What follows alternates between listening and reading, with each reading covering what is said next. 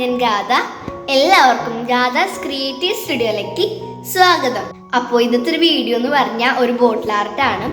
അപ്പോൾ ഒരു സർപ്രൈസ് ബോട്ടിൽ ആർട്ടാണ്. അപ്പോൾ ഇന്ന് അമ്മയുടെയും അച്ഛൻ്റെയും വെഡിങ് ആനിവേഴ്സറി ആണ്. അപ്പോൾ അവർക്ക് ഗിഫ്റ്റ് ചെയ്യാൻ വേണ്ടി ഞാൻ ചെയ്ത ഒരു ബോട്ടിൽ ആർട്ടാണ്. അപ്പോൾ ഞാൻ വേഗം സ്പീഡിൽ തട്ടിക്കൂട്ടി ചെയ്തൊരു ബോട്ടിൽ ആർട്ടാണ്. അപ്പോൾ അതാണ് ഇന്നത്തെ വീഡിയോ.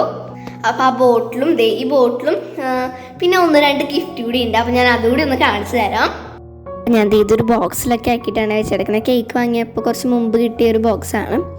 അപ്പോൾ ഇതിൽ ഞാനൊരു ഒരെണ്ണം പൊതിഞ്ഞ് വെച്ചിട്ടുണ്ട്. പിന്നെ ഞങ്ങളുടെ രണ്ടാളുടെയും കാർഡ്.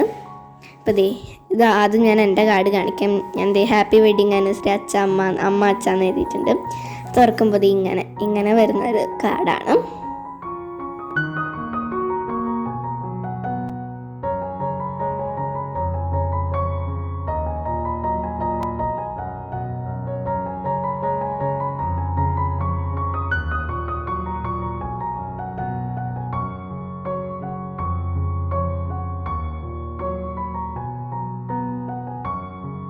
കാലിയായ മാച്ച് ബോക്സ് വെച്ച് ചെയ്തതാണ്. പിന്നെ ഗിഫ്റ്റ് ഞാൻ ഒന്ന് കാണിച്ചു തരാം.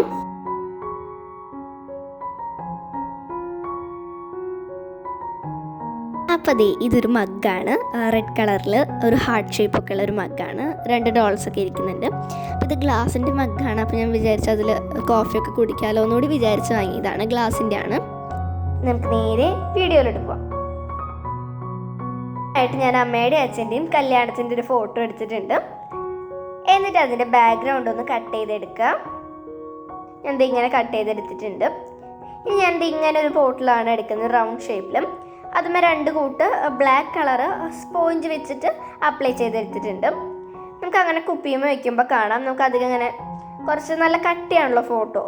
അപ്പോൾ ഞാൻ അതിൻ്റെ ഒരു ലെയർ ഒന്ന് പറിച്ചെടുക്കുന്നുണ്ട്. ഇതുപോലെ നമ്മുടെ നെയിൽ വെച്ചിട്ട് അതിൻ്റെ ഒരു കോർണറിൽ നിന്ന് ഇങ്ങനെ ഇളക്കി കഴിഞ്ഞാൽ നമുക്കിങ്ങനെ ഒരു ലെയർ കിട്ടും.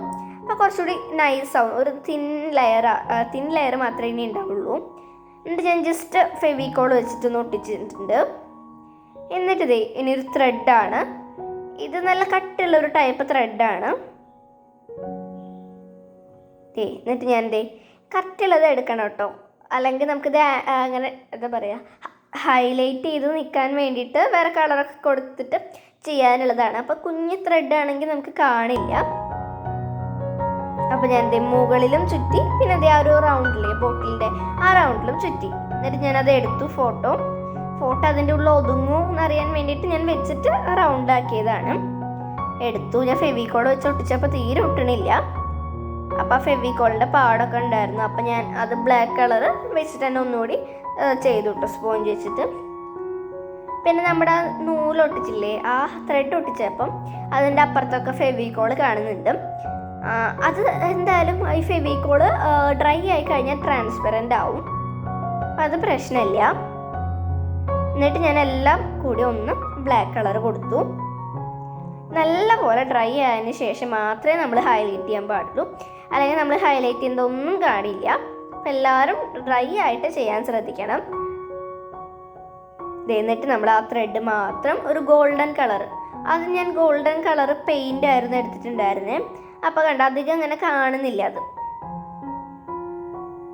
അപ്പം ഞാൻ ഗോൾഡൻ പൗഡർ എടുത്തു.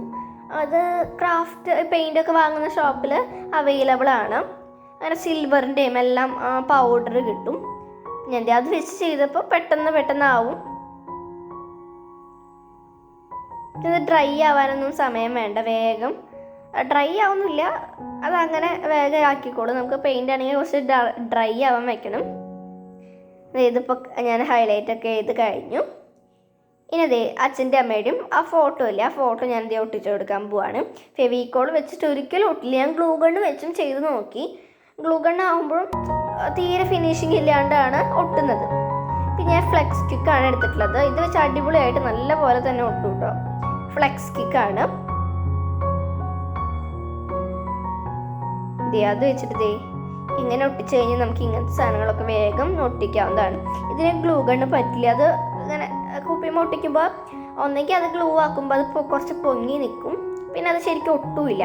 ഈ ഫ്ലെക്സ് കിക്ക് ആകുമ്പോൾ കുറച്ച് ഒരു 2 സെക്കൻഡ് അത് അമർത്തി പിടിച്ച് കഴിഞ്ഞാൽ അത് അങ്ങനെ തന്നെ ഇരുന്നോളൂ. ഇത് കൈമി ഒന്നും ആവാണ്ട് നോക്കണം. കൈമി ആയിക്കഴിഞ്ഞാൽ പിന്നെ അത് ഒട്ടിപ്പിടിച്ചിരിക്കാതെ കിട്ടില്ല. പിന്നെ ഞാൻ ഇങ്ങനെ മതി എന്നാണ് വിചാരിച്ചത്. അപ്പോൾ എനിക്കൊരു ആകെ ഒരു ഡാർക്ക് ആയ പോലെ തോന്നി. അപ്പോൾ ഞാൻ ഇങ്ങനെ ഒരു ഇത് ലൈറ്റ് ബ്ലൂ എന്ന് പറയാൻ പറ്റില്ല, ലൈറ്റ് ബ്ലൂവിൻ്റെ കൂടെ ചെറുതായിട്ടൊരു ഗ്രീൻ മിക്സ് ചെയ്ത പോലത്തെ ഒരു കളർ ഞാൻ അതൊന്ന് അടിച്ചു കൊടുത്തു ബാക്ക്ഗ്രൗണ്ടിലൊക്കെ. നടുവിൽ ഞാൻ അങ്ങനെ തന്നെയാണ് ചെയ്തത്, ബ്ലാക്ക് മാറ്റിയില്ല. ഇത്രയേ ഉള്ളൂ, നമുക്ക് ഈസി ആയിട്ട് ചെയ്തെടുക്കാവുന്നതാണ്. അപ്പോൾ എല്ലാവർക്കും ഇന്നത്തെ വീഡിയോ ഇഷ്ടപ്പെട്ടു എന്ന് വിചാരിക്കുന്നു.